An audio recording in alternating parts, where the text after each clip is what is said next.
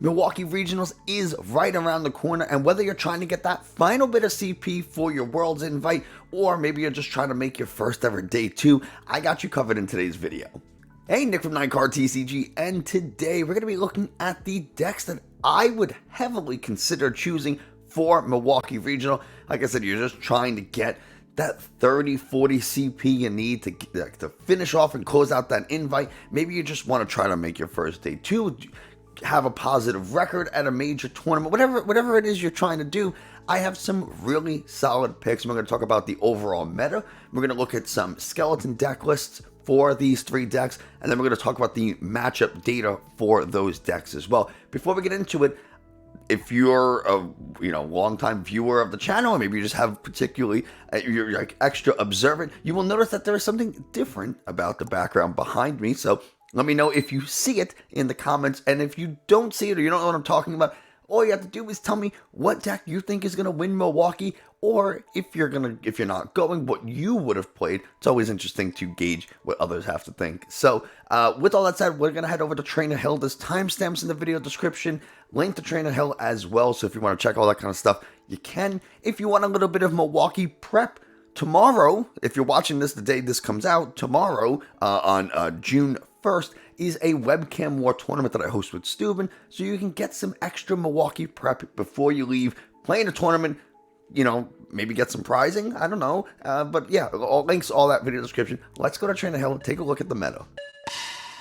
So here, these are the filters that I used for Trainer Hill, standard format, at least 100 players. You can go smaller than that, but we're doing 100 players because, regionals, you're going to easily hit 800, 1,000, 1,200 players registered for a regional. So we can go ahead and even bump that higher, but I want to get some decent data. So we're doing 100 players, and this is for the past 2 weeks from May 16th to May 30th. And you can see the top 10 decks highlighted. On the left, we have the overall metagame breakdown for the past 2 weeks.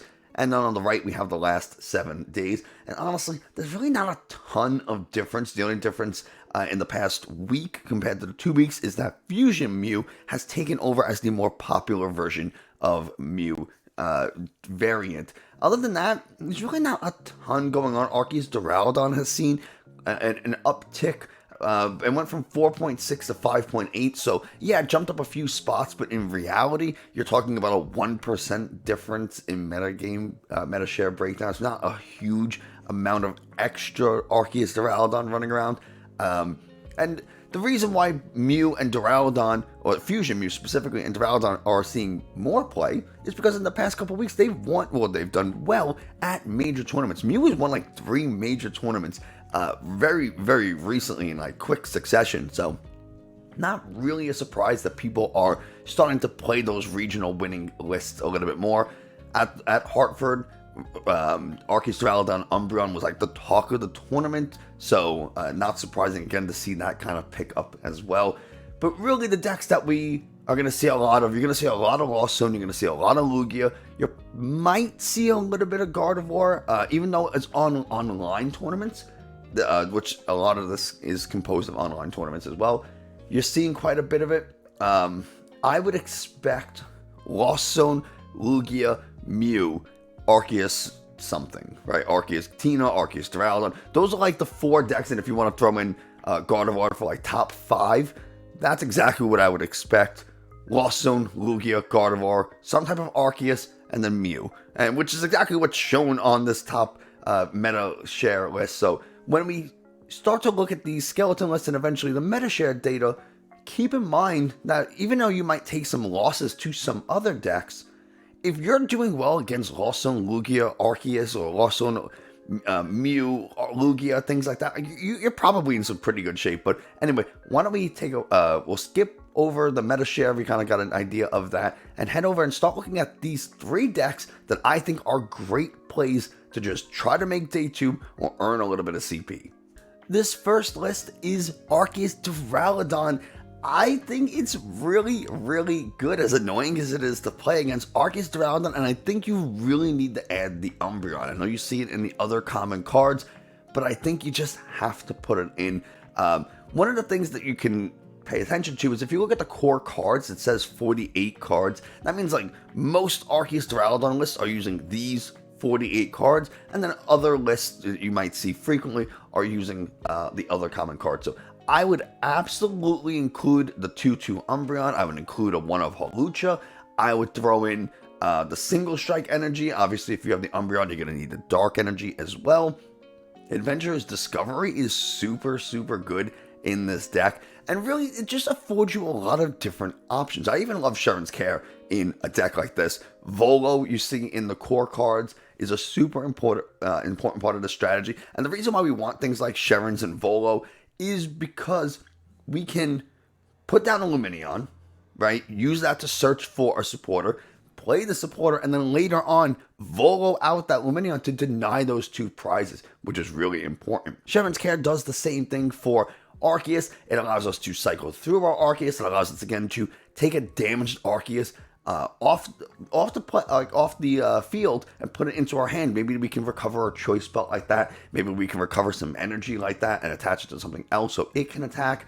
The number of fighting energy we have is kind of limited. So if we have a fighting energy attached to our Arceus and we really, really need to attach it to a Duraludon, well, if that Arceus has been damaged at all, we just go ahead, play the Sharon's Care, pick all those cards up, and now that fighting energy is in our hand, we can attach it to the Duraludon, start attacking. We can also attach like a choice belt and kind of conserve some resources like that, which I think is pretty important. And again, it just denies prize cards. Your opponent playing Lost Box, they cram into your Arceus V, and then you're like, well, I can just go ahead and Sharon's that, or if they're starting to set up something for like a Sableye play later, Lost Box Kyogre, you know, they put a couple of damage counters onto, you know, like your bench Arceus V, so it's a little bit easier for them to use the Kyogre to come in and get those prizes. You just say, okay, Sharon's, boom, pick it up. Now they can't get those 2 prizes with the Kyogre, make it a little bit harder for them.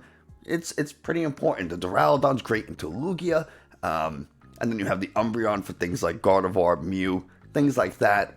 I think it's a super, super solid deck. I think Karen's Conviction is a great card, especially with the Duraludon, and even the Umbreon, honestly. Karen's Conviction says for each prize card your opponent has taken, your single strike Pokemon's attacks do 20 more damage for each of those prizes this turn. So if your opponent's taking 3-4 prizes, well, now you're going to be doing 60-80 more damage. Duraludon does 220, plus 80 is 300, and a choice belt, you're hitting for 330. You're knocking out anything in the game in one hit. And you can ignore all effects and abilities on your opponent's active Pokemon thanks to G-Max Pulverization. It's an incredible, like, there's just so many different lines we can take, which is really, really cool. The next list is Lugia, and I think Lugia is still very, very strong. Again, the core cards here, 59 cards. It's a much tighter list. It's something that people are playing with a lot less variety, so you kind of have an idea of what to expect with Lugia decks. Maybe they have a Stonejourner, maybe they have a Penny, maybe they have a Thornton.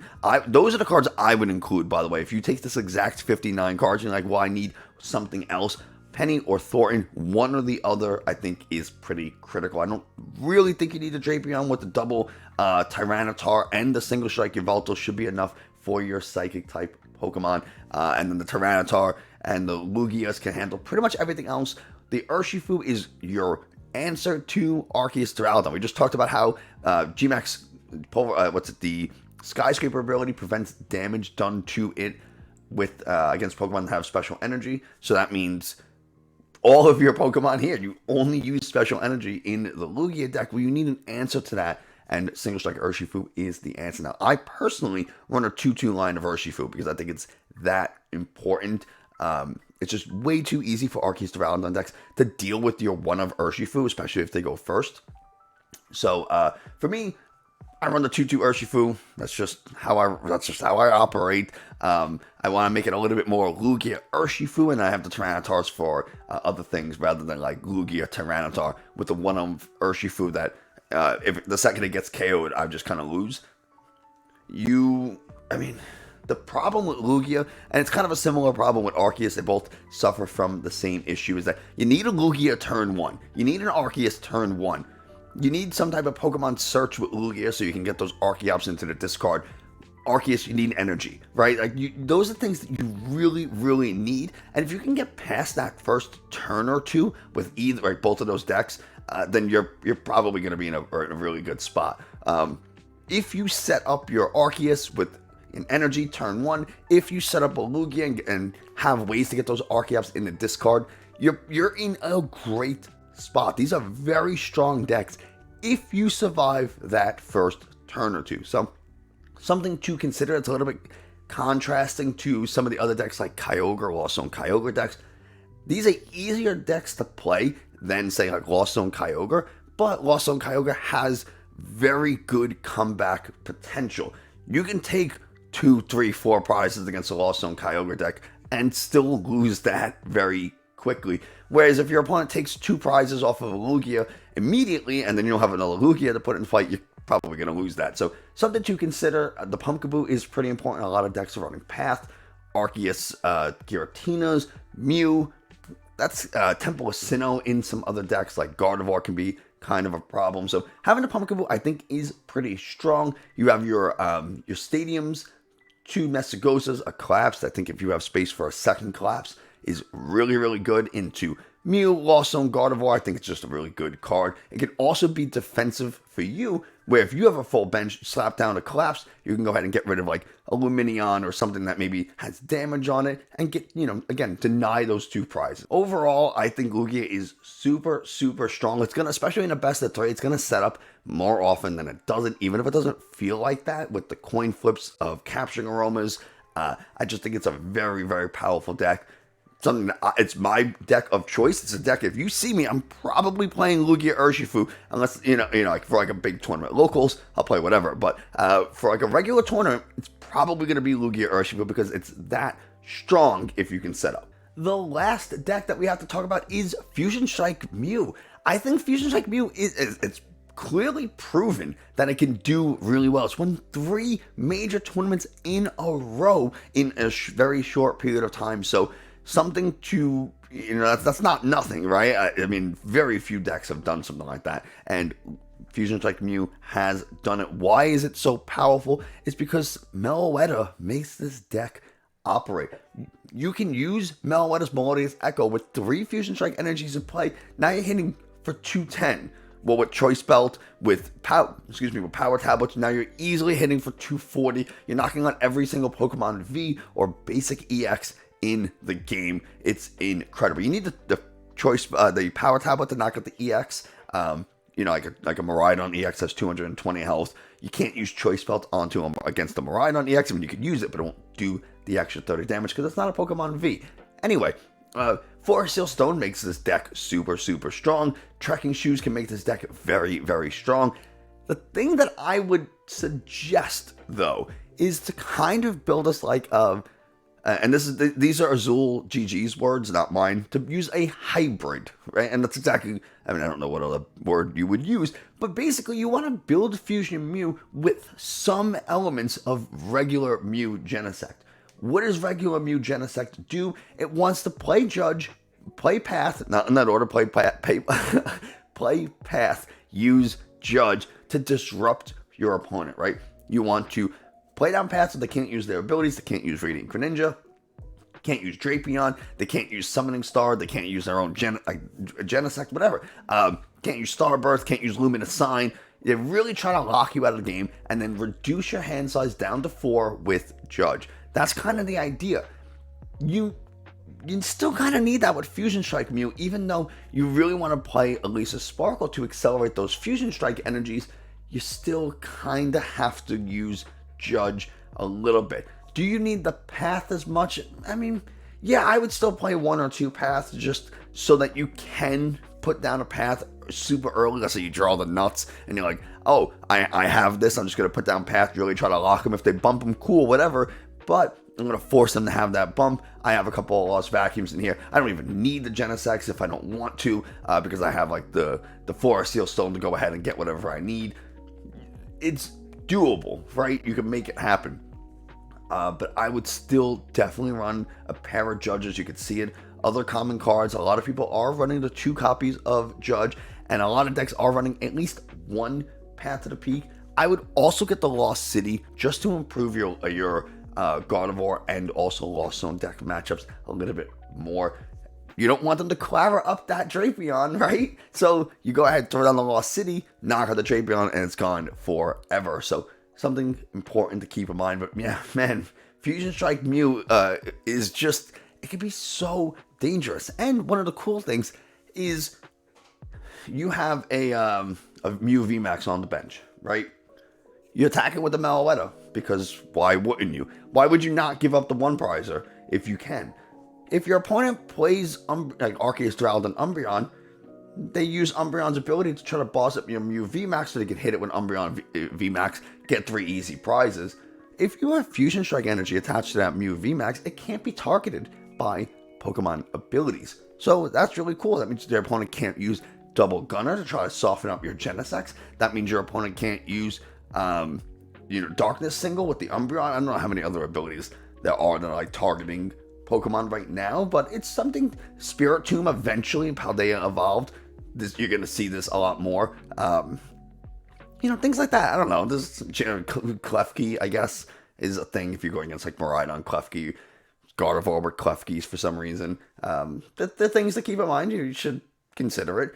But yeah, overall, Fusion Strike Mew just has so much power behind it, especially in those early games or early turns. You can really just put a ton of pressure on your opponent, and maybe they don't recover from it. So there you go.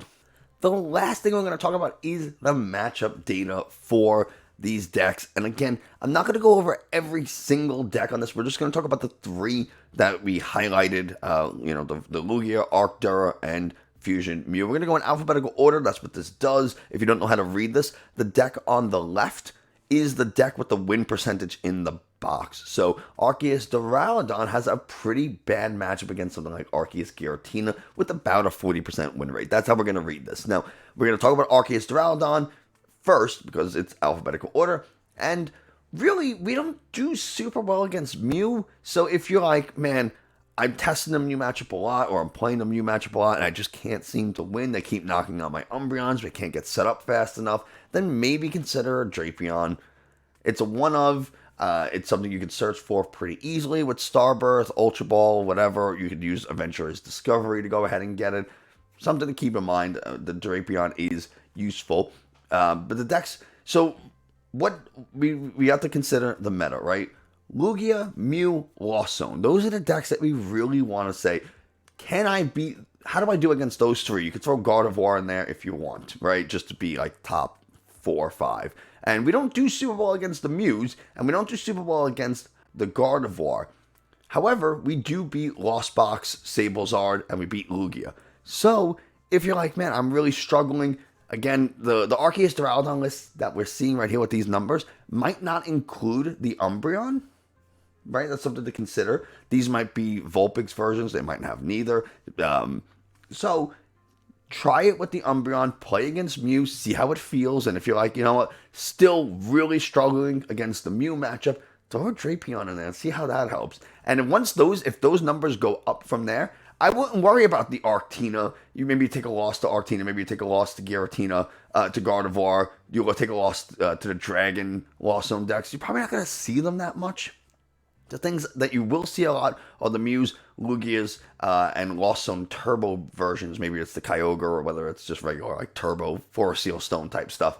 But those are the decks you should really focus on. And I wouldn't even focus on Sablezard too much, right? This is 18 games played. It's not that popular. Yeah, you have a really good win rate, but it's not popular enough for you to focus on. What I would really play is the Lugia. I would play the Lost Zone just to get a handle on the strategies, and then most of your testing, most of your practice should be against Gardevoir and Mew, right? Whichever variant you want to practice more. But those are the decks that I would really focus on if I was playing Arceus Duraludon, because those are the decks that you're going to struggle with. It's going to be easier for you to find a line of play to beat Lugia and regular Lost Zone decks. So I wouldn't worry about them too much. Play them a couple so you have that strategy, but really focus your play testing on Mew and Gardevoir, because those are where you struggle, and Mew is pretty popular. So I would prioritize Mew over everything, then Gardevoir, and then get a few reps in with Lugia Lost Zone, just so you, again, feel comfortable with it. Your opponent flips over that Lugia, like, cool, I know what to do, I have a game plan. Fusion Mew is kind of interesting. It has a little bit worse of a matchup spread. But you do beat some pretty important decks. You can beat Sablezard. We don't really care. It's not that popular. We beat Lugia, which is great. We're going to beat Arceus Duraludon. We're going to lose to Arceus Giratina. So, you start to see like a little bit of dichotomy here, a little bit of polarization or polarizing matchups. Some of you do really well against, some of you do really poorly against. There's not a ton of games against Giratina Lost Zone. Is it even that popular? Is it worth you really caring about? Something to keep in mind. Same thing with Goodra. It's not that popular. It's like, all right, fine. You take the loss to Goodra Lost Zone. You take the loss to Giratina Lost Zone. Fine. Maybe you come across them. You take that loss, but I wouldn't worry about it too much. Sablezard, yeah, cool. We already talked about it's not that popular, so I don't care that much.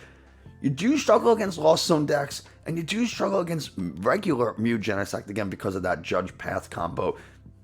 You really want to be able to use your Genesects, and they don't care as much because they have the answers to Path built into their own deck, whereas you don't have them as readily available. So if they can Judge Path you out of the game, you're probably just going to lose. But if you can put that super early pressure on them and then just, keep going because they have to evolve into the Mew VMAX and you don't, well, maybe you'll take the win. Kind of how that's going to go. So Fusion Mew is one of those things that if you hit a couple of things, you might be like, oh man, that's not a fun time. But if you can hit some decent matchups, maybe you're going to do pretty well. This Lost Zone, the reason why you lose to this so much is just because of Kyogre, right? Kyogre really wrecks Mew. Even if you look at just regular Mew Genesect, Lost Zone box is still slightly, it's pretty neutral. But again, that's that Judge Path combo kind of working for them. So add in your Fusion Mew build some Judges, a Path or two collapsed, something like that. Lost City, I think, is great. And then you can go ahead and probably increase that win percentage a little bit. But this is the deck I would really, really focus on the most, is playing that Lost Zone deck. If you're going to play Fusion Mew, because you already kind of do well against Lugia.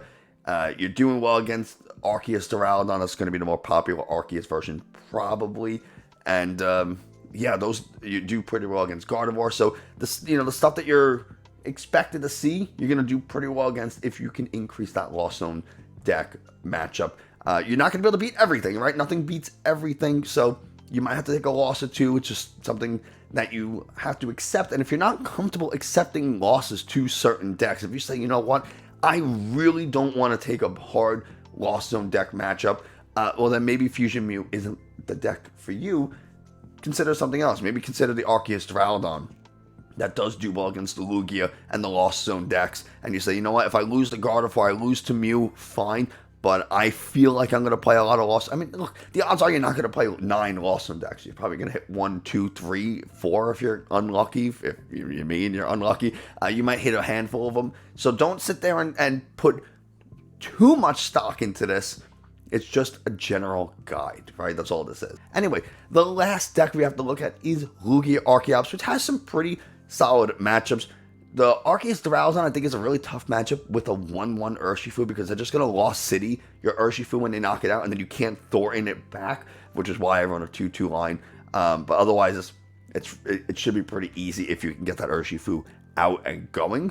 Or if you can deal with the Duraludon before it evolves into a Duraludon VMAX, and then you can just knock out an Arceus, knock out a Lumineon, and then you're going to be good to go, right? There's your 6 prizes. Arceus, Duraludon V, Lumineon, boom. 6 prizes. Can you do that 2 out of 3 games, though?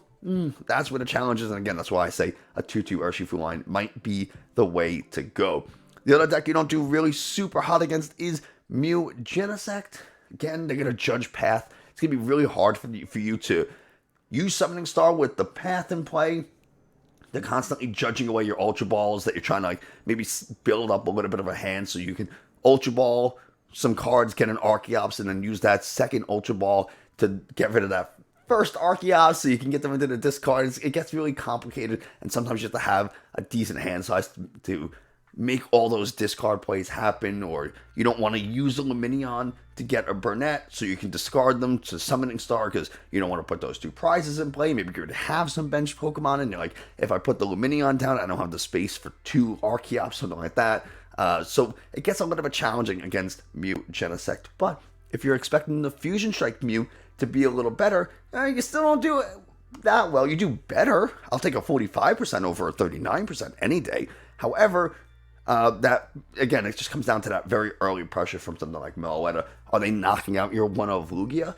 Well, if they do, you can go ahead and Thornton it back into play potentially, and then you're kind of coming back, and but then can you get the Archeops in the discard? It gets really challenging. Some of the things you do well against, though, you do pretty well against Lost Box, especially Sablezard. You're going to do well against Giratina also, and you're going to do pretty well against Gardevoir. So, really, if you can improve your Mew matchup a little bit, you can maybe improve your Arctura matchup. Improving one of those is going to be really good, because then you're doing well against Lost Zone, you're doing well against Gardevoir, and then you're doing well against either Arceus or Mew. You take a loss to the other one, because you kind of, like I said, you can't tech for everything. You can't beat everything. It's just the way it goes. The thing that does beat most things is like Mew Genesect, right? But it doesn't do well against Lost Zone decks. I guess it's not bad against Lost Zone decks. Maybe Mew Genesect, right? Mew Genesect might be a pretty good way to go. Arctina is also not a bad option if, just general, I don't know what to expect. I just want to do what I know best. I don't want to have to worry about what my opponent flips over. I just want to have my best chance. Those could also be some good decks to take a look at as well, Arctina and Mew Genesect. But honestly, I do like Arcturaludon better. I like Fusion Mew a lot. And I also like Lugia a lot. So there you go. There's some matchup data. You can pause this. You can go check out to look at more data. You can go to trainerhill.com. Link in the video description. But yeah, that's going to wrap this up. I hope you enjoyed this video. I hope you found it informative. If you did, like, subscribe, comment, all that kind of stuff. Tells YouTube this is a good channel. Other people should watch it. Let me know your thoughts on the meta for Milwaukee. Are you going? You don't have to tell me where you're going to play. If you're not going, what are you going to play? If you are going, what do you think is going to win? All that kind of stuff. So, yeah, let me know what your thoughts are in the comments below. But that's going to do it for today. Thanks so much. I'll see you next time.